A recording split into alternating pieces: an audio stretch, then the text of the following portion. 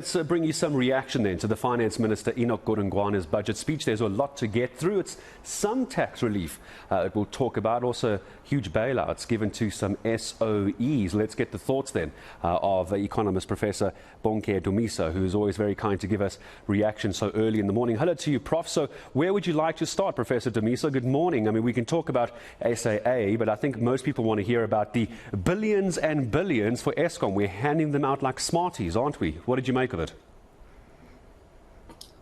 Well, it was not surprising that we heard about the money which will be given to Eskom, 251 billion rands to be exact, broken into two tranches, 75 billion rands and 184 billion rands.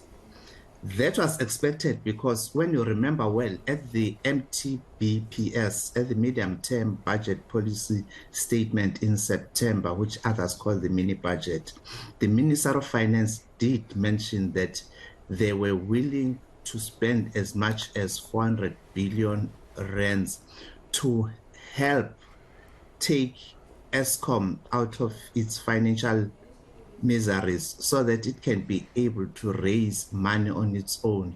And yet the government is also guaranteed to all the Eskom debts. So there was nothing surprising about this, especially at this time when we need to fix Eskom once and for all. There's no time for debating many things. Eskom must be fixed. It must be, I couldn't agree more. The question is, now the former CEO of Eskom, Andre de Ruyter, has left. The question is, who's going to be the person that's going to fix it? But that's a discussion maybe for later in the day. Prof, I want to ask you as well. Thank you, because I was not going to answer that. No, I wasn't expecting you to. That's why I say we'll unpack that one later. I think we're all trying to calm our nerves after Andre de Ruyter stepped down as CEO. I would like to ask you, though, so billions of rands for Eskom. Were you surprised by the revenue collection? We're heading north of 1.6 trillion in revenue collection. I mean, that's got to be something that's worth shouting from the hills about for SARS.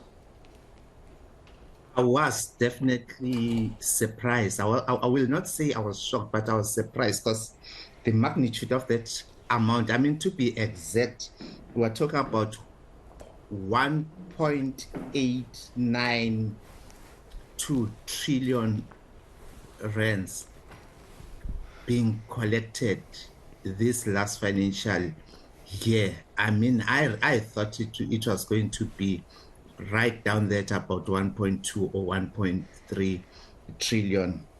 And when you break it down, you find that a lot of it can be attributed to those windfalls we've had in the past 1.5 years, the gold price and the other platinum prices which shot up, and that raised the taxes that are being paid by the mining companies to government.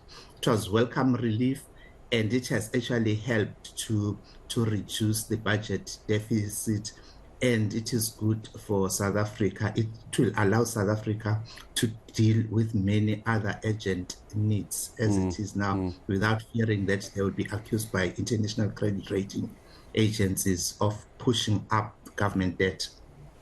Let's talk as well, speaking of government debt, just perhaps the last question to you, Prof. I want to get your thoughts then on the social grants. Still a massive bill which is being dealt with there, and more social grants. We talked about yesterday with the budget speech, going to be supported, some going to be increased, etc. Social grants still the way to go when we don't really have the money as a country. What did you make of the amount of money for social grants? I'm happy that the Minister of Finance and his team, because the Minister of Finance does not work alone, he works with his team from the National Treasury and the head of SARS and others, for him to and for them to push up the old age grant to 2090, albeit, and we must note this one, that 90 rands will come into effect on the 1st of April, but the 10 rand will be in October. And then when you look at child support going from 480 to 510, that will only come into effect in October. And the foster grant moving up from 1070 to 1130 coming into effect only in October. That tells you that this is a real calculated thing, that maybe we cannot afford this extra money now, but at least let us show the commitment.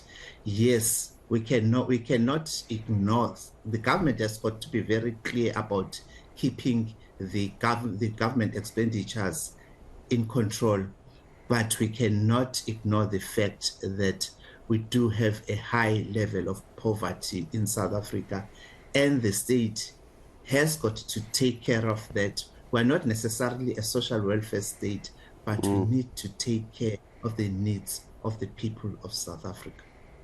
Prof, always good speaking to you, just getting some early reaction to an overall view of the budget speech 2023 from yesterday. Economist Professor Bonke Dumisa joining us this morning. In case you've missed out what the syntaxes are, by the way, for those of you who enjoy a odd puff or a little G&T in the evenings, if you will, it's going to cost you a little bit more. If you missed the numbers, we'll bring that to you at the top.